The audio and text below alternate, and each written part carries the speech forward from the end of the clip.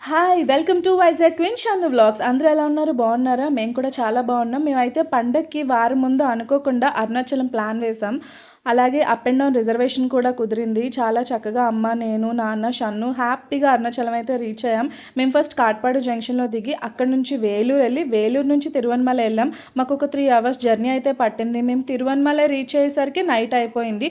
ఇంకా early morning లేచి గిరి ప్రదక్షిణం చేద్దామని స్టార్ట్ అయ్యాం. ఆ శివయ్య నామాలైతే ధరించి గిరి ప్రదక్షిణం చేయడానికి స్టార్ట్ అయ్యాం. గోపురం దగ్గరికి అయితే వెళ్ళిపోయాం. గోపురం చూడగానే నాకైతే చాలా చాలా హ్యాపీగా అనిపించింది. ఎప్పటి నుంచో అనుకుంటున్నా అరుణాచలం వెళ్దామని, కానీ ఇంత సడన్గా అనుకోకుండా శివయ్య అనుగ్రహం కలుగుతుందని అనుకోలేదు. మా అమ్మ అయితే అందరికీ హాయ్ చెప్తుంది. అందరికీ హాయ్. నేనైతే గోపురం దగ్గర ఏం గమనించానంటే చెరుకు కర్రలకి ఉయ్యాల్లా కట్టి పిల్లల్ని దాంట్లో ఉంచి గుడి చుట్టూ ప్రదక్షిణలు చేస్తున్నారు.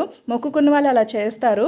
మేమైతే కొబ్బరికాయ సెట్ తీసుకుందాం అని చెప్పేసి ఇక్కడికి వచ్చేసాం. కొబ్బరికాయ సెట్ 365 ఒత్తులు కూడా పెడితే మంచిదని డాడీతో పెట్టిద్దామని తీసుకున్నాం. మాకైతే అలాగ ఒక 150 అయింది ఆ దీపాలతో కలిసి. పండగ కదా, ఉత్సవ విగ్రహాలని ఊరేగిస్తున్నారు. ఇది చూడడం చాలా బ్లెస్డ్గా ఫీల్ అయ్యాం. నేనైతే చాలా హ్యాపీ. గిరి ప్రదక్షిణం స్టార్ట్ చేసే ముందు గోపురం బయట దీపం వెలిగించి కొబ్బరికాయ కొట్టి స్వామివారిని మనస్ఫూర్తిగా నమస్కరించుకొని గిరి ప్రదక్షిణం స్టార్ట్ చేయాలి. డాడీ కూడా కొబ్బరికాయ కొట్టేసి స్వామివారిని నమస్కరించుకున్నారు. నేను కూడా కొంచెం గట్టిగానే మొక్కుకున్నాను. డాడీ అక్కడున్న విభూది బొట్టును తీసి షన్నుకైతే పెడుతున్నారు. మేమైతే గుడి ముందు లింగాకారం మీద కుంకుమ ఉంటే ఆ కుంకుమ బొట్టును పెట్టుకొని మేమైతే 14 కిలోమీటర్ల గిరి ప్రదక్షిణం స్టార్ట్ చేసేసాం. ఇలా అరుణాచలంలో గిరి ప్రదక్షిణం చేయడం వల్ల పాపాలు నశిస్తాయని, మోక్షం కలుగుతుందని, ఆ శివయ్య స్వామివారి ఆశీస్సులు ఎల్లప్పుడూ మన మీద ఉంటాయని ఇక్కడ నమ్మకం. మా షన్ను అయితే నేను కూడా నడిచేస్తానని వాళ్ళ తాతయ్య చేయి పట్టుకొని బుడిబుడి అడుగులు వేస్తుంది. చాలా చక్కగా ఉంది. నేనైతే చాలా హ్యాపీ. ఎప్పుడూ అనుకోలేదు ఇలా ఫ్యామిలీతో అరుణాచలంలో గిరి దర్శనం చేస్తానని. ఇంకా ఎర్లీ మార్నింగ్ అవ్వడం, మార్కెట్స్ అయితే ఓపెన్ చేశారు. పెద్ద పెద్ద మాల్స్ అయితే ఏం ఓపెన్ చేయలేదు. ఇంకా మేమైతే ఇంకా టిఫిన్ కూడా చేయలేదు. ఇంకా దారిలో కొబ్బరి బొండాలు కనిపించాయి. కొబ్బరి నీళ్ళు తాగుదాం అని చెప్పేసి ఇంకా ఆగాము. మా షన్నుకి కొబ్బరి అంటే చాలా ఇష్టం. అమ్మ కొబ్బరి బొండాలు అవన్నీ కొట్టించింది. షన్ను చక్కగా ఆకలిగా ఉంది కదా, కొబ్బరి అంతా తినేస్తుంది. షన్నుకైతే కాళ్ళు నొప్పి పెడుతున్నాయి. అందుకే వాళ్ళ తాతయ్య ఎత్తుకొని నడుస్తున్నారు. మేము అలా నడుస్తూ ఉంటే రోడ్డు పక్కన పొలానికి కావాల్సిన పనిముట్లు, పువ్వులు ఇంకా చాలా రకాలు అమ్ముతున్నారు. చాలామంది స్వాములు కూడా దర్శనానికి వచ్చారు. మేమైతే ఫస్ట్ ఇంద్రలింగాన్ని దర్శించుకున్నాం. అలా అరుణాచలంలో అష్టలింగాలు, 8 ప్రత్యేకమైన లింగాలు ప్రతిష్ఠింపబడ్డాయి. ఫస్ట్‌ది ఇంద్రలింగం, రెండోది అగ్నిలింగం. ఈ అగ్నిలింగాన్ని చూడడానికైతే నిజంగా 2 కళ్ళు సరిపోవు. చాలా అద్భుతంగా ఉంది. స్వామివారి దర్శనం అయితే నిజంగా మహా అద్భుతం. ఈ అగ్నిలింగాన్ని చూస్తుంటే నాకొక కథ గుర్తొచ్చింది. పూర్వం బ్రహ్మదేవుడు, విష్ణుదేవుడు ఇద్దరు నేను గొప్ప అంటే నేను గొప్ప అని గొడవ ఆడుకుంటుంటే ఒక అగ్ని జ్యోతిస్తంభం ఉద్భవించింది. మహాశివుడు ప్రత్యక్షమై నా ఈ అగ్ని జ్యోతిలింగానికి ఆది అంతం ఎవరైతే కనుక్కుంటారో వాళ్ళే గొప్ప అంటారు. అప్పుడు విష్ణుదేవుడు వరాహ రూపం ధరించి దిగువకు వెతుకుతారు. బ్రహ్మదేవుడు హంసరూపం ధరించి పైకి ఎగురుతారు. విష్ణుమూర్తి ఎంతో కాలం వెతికి నాకైతే ఏమీ కనిపించలేదు అని చెప్పేసి నిజం ఒప్పుకుంటారు. కానీ బ్రహ్మదేవుడు మాత్రం మొగలి పువ్వుని కామధేనును సాక్ష్యంగా పెట్టి నేను ఆదిని చూశానని అబద్ధం చెప్తారు. అప్పుడు పరమశివుడు కోపంతో బ్రహ్మదేవుడికి భూలోకంలో గుడులు ఉండవని, మొగలి పువ్వు పూజించడానికి పనికిరాదని చెప్తారు. ఇంకా కామధేను ఏమో తలతో అబద్ధం చెప్పి తోకతో నిజం చెప్పింది. అందుకే కామధేనుకి వెనక భాగం వైపే మనం పూజిస్తాం. ఇలా అగ్నిలింగం చూడగానే నాకు ఈ కథ అయితే గుర్తొచ్చింది. ఇంకా అమ్మవారి దర్శనం కూడా చేసుకున్నాం. స్వామివారు అయితే తీర్థప్రసాదాలు ఇస్తున్నారు. అమ్మ నాన్న కూడా తీర్థప్రసాదాలు తీసుకున్నారు. షన్ను అయితే నాకు కూడా తీర్థం ఇవ్వండి అని పంతులు గారిని పట్టుకొని అడుగుతుంది. ఫస్ట్ ఇంద్రలింగం చూసాము, రెండోదైతే అగ్నిలింగం చూసాము. అలా 8 లింగాలు ఉన్నాయి. 8 లింగాల్ని దర్శించుకున్నాము. నిజంగా అగ్నిలింగం స్వామివారిని దర్శించుకుంటుంటే ఎంతో ఆనందంగా ఉంది. ఇంకా ముందుకు వెళ్తుంటే మాకు మహాగణపతి ఆలయం కనిపించింది. అలాగే అమ్మవారి ఆలయం కూడా కనిపించింది. ఇలా అడుగడుగున చాలా టెంపుల్స్ అయితే ఉన్నాయి.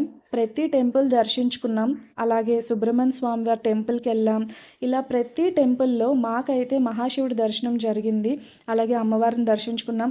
సుబ్రహ్మణ్య స్వామి టెంపుల్ అయితే చాలా అద్భుతంగా ఉంది. ఇంక అలా నడుస్తూ ఉంటే ఇలా చెరుకు కర్రలను చూస్తూ ఉంటే పండగంతా అరుణాచలంలోనే ఉన్నట్టు అనిపించింది. దారిలో అంజలమ్మలు కూడా కనిపించాయి. గణపతి ఆలయం దర్శించుకున్నాం. విడిముడులతో చాలామంది స్వాములొచ్చారు అరుణాచలంకి. అలాగే అగ్నితీర్థం కూడా దర్శించుకున్నాం. మా పాప కూడా చాలా బాగా అగ్నిలింగం బయట రుద్రాక్షలు, కరుంగలి మాల అమ్ముతున్నారు. సుబ్రహ్మణ్య స్వామిని దర్శించుకున్నాం. ఐశ్వరేశ్వర స్వామిని దర్శించుకున్నాం. తర్వాత ఆకాశలింగాన్ని దర్శించుకున్నాం. నైరుతి లింగాన్ని దర్శించుకున్నాం. ఇంకా దారి మధ్యలో చాలా అమ్మవారి ఆలయాలను కూడా దర్శించుకున్నాం. ఇంకో అమ్మ అయితే అమ్మవారి ఆలయానికి వెళ్తుంది. చాలా అద్భుతంగా ఉంది కదా! అర్ధనారీశ్వర ఆలయాన్ని కూడా దర్శించుకున్నాం. వాయులింగాన్ని కూడా అష్టలింగాలు దర్శించుకుంటున్నాం కదా! లోపల అయితే ఇలా ఉంటుంది.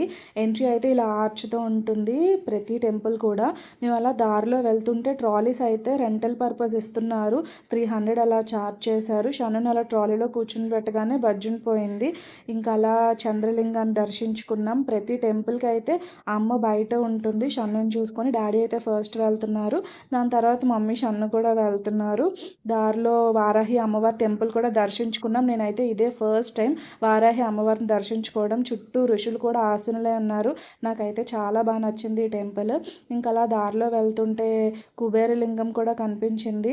కుబేరలింగం, సూర్యలింగం, అగ్నిలింగం, యమలింగం, నైరుతిలింగం, వరుణలింగం, వాయులింగం, కుబేరలింగం, ఈశాన్యలింగం ఇలా 8 లింగాలున్నాయి. మా షన్నుకి పాలు తాగమని ఇస్తేనేమో అన్ని గుడిలో తీర్థాలు ఇస్తున్నారు కూడా. అది కూడా తీర్థం అనుకుని తీర్థం స్టైల్‌లోనే తీసుకుంటుంది అది కూడానా. ఇంక అలా వెళ్తుంటే ప్రతి గుడి ముందు కూడా దీపాలైతే అందరూ వెలిగించి చక్కగా దర్శనాలు చేసుకుంటున్నారు. ఎక్కడ దర్శనంకైతే ఇబ్బంది అవ్వలేదు. బాగా జరిగింది. నెక్స్ట్ అయితే కుబేరలింగంకి వచ్చేసాం. కుబేరలింగం బయట అయితే పూజా సామాగ్రిలు చాలా అట్రాక్టివ్‌గా ఉన్నాయి. నేను కూడా కొన్ని సామాన్లు తీసుకున్నాను పూజ గదిలోకి. నిజంగా ప్రతి గుడి కూడా ఏదో ఒక దేవుడు ప్రతిష్ఠించినట్టే ఉంది. ఇంక అలా ముందుకు వెళ్తుంటే మోక్ష మార్గం కనిపించింది. మోక్ష మార్గంకైతే చాలా పెద్ద క్యూ ఉంది. మా మమ్మీ, నేను ఈ క్యూ అంతా దాటుకొని చాలా సేపు వెయిట్ చేసి ముందుకెళ్ళి మోక్ష మార్గం దాటాము. ఇదో మంచి ఎక్స్పీరియన్స్. ఇంక అలా ముందుకెళ్తుంటే మార్కెట్‌లో చాలా డివోషనల్ ఐటమ్స్ అన్నీ అమ్ముతున్నారు. ఇంక లాస్ట్‌కి అయితే ఈశాన్యలింగంకి వచ్చేసాము. ఇదే లాస్ట్ అండ్ ఫైనల్ లింగం. టెంపుల్‌కి దర్శనంకైతే వెళ్ళిపోయాము. ఇంకా టెంపుల్స్ అన్నీ దర్శించుకున్న తర్వాత లాస్ట్‌లో అయితే భూతనారాయణ పెరుమాళ్ టెంపుల్ కనిపించింది. ఈ టెంపుల్ తర్వాత ఇంకా నెక్స్ట్ గోపురంకి ఎంట్రీ అనమాట. మాకు ఇంత 14 కిలోమీటర్లు నడిచిన భారం అంతా కూడా గోపురం చూడగానే అంతా మర్చిపోయాం. ఒక ట్రాన్స్‌లోకి వెళ్ళిపోయాం. మాకైతే దర్శనంకి 4 గంటలు పడింది. పండగ కదా ఫ్లోటింగ్ చాలా ఎక్కువుంది. 4 గంటలు పట్టింది దర్శనంకి.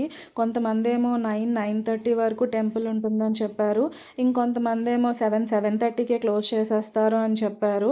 కానీ మాకైతే టికెట్స్ ఇచ్చేసారు, దర్శనం టికెట్స్. చక్కగా దర్శనం అయితే అయిపోయింది.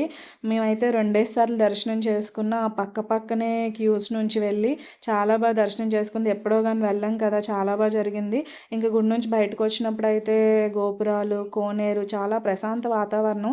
నిజంగా అరుణాచల దర్శనం నిజంగా మంచి ఎక్స్‌పీరియన్స్. నాకైతే చాలా బాగా నచ్చింది. మీకు నచ్చితే like, share and subscribe. Bye bye.